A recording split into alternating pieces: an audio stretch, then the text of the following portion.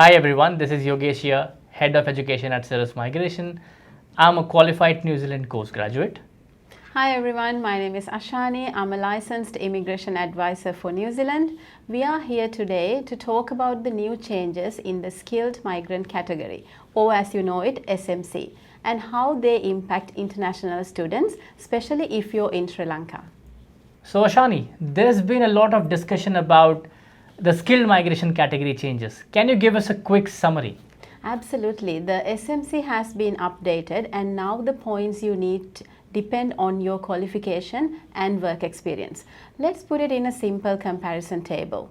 As we can see, there are some positive changes. For example, bachelor's degree holders now need only 2 years of work experience instead of 3. So as you can see from this table, if you complete a doctoral degree or master's in New Zealand, you don't need to actually show work experience because your qualification now gives you 6 points, which is more than enough for your skilled migration visa. You only need to have a job offer or an available job for you to apply for the SMC category. Okay, and that's really amazing. So anyone who studies a master's or a doctorate degree in New Zealand, they don't really need 1 year experience like before, right? Yes, what's more is if you keep looking at this table, if you study a bachelor's degree in New Zealand, you used to need 3 years of post-study qualifications in order to claim 3 points to be eligible for the SMC category, but now you only need 2 years work experience because your qualification gives you more points.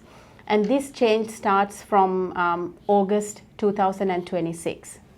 So to summarize, after master's or a doctorate degree, no work experience required. That is correct. And after bachelor's, instead of 3 years, you just need 2 years 2 of years experience. of work experience, Okay. yes.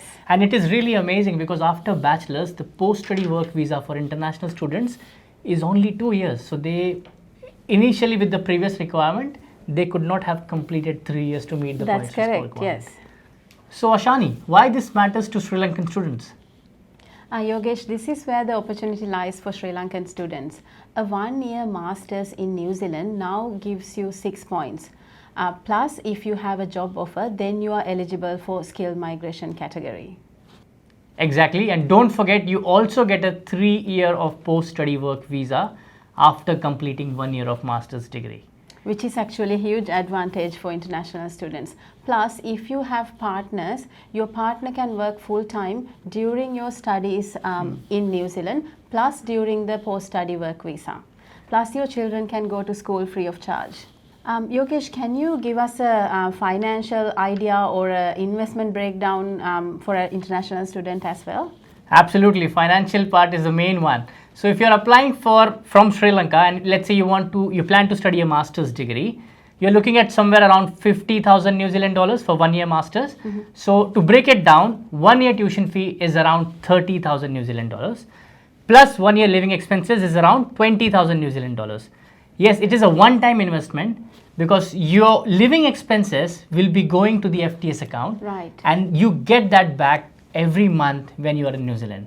So once you go to New Zealand, that means you don't have to keep spending money. You've already deposited all the money that you need. So whatever the money that you earn while you're in New Zealand working a part-time or a full-time job for a partner, that money is for yourself. Absolutely, and I would like to break this myth as well. Sure. When we consult students from Sri Lanka or overseas for New Zealand, they are always worried about the first initial investment. Yeah.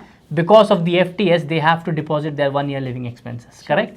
But the brighter side is you have already paid 1 year tuition fees. Yeah. You have already paid 1 year living expenses. Whatever you earn, like you said, Yeah. it's going to be saving for you. If you're going with your partner, you're not adding any additional expenses there. That's right. Plus, if you're, for example, family of 3 or 4 applicants with young children as well, I think this is a very reasonable amount to invest for your future and life in New Zealand. And just 1 year masters. So Ashani, can you give me one main reason to apply for New Zealand? All right, this is the best part. You don't pay your tuition or living costs until your visa is approved. So the only upfront cost for this process is your immigration fee of about 850 New Zealand dollars. Once you get an approval in principle, which is called the AIP, that's when you make the payment.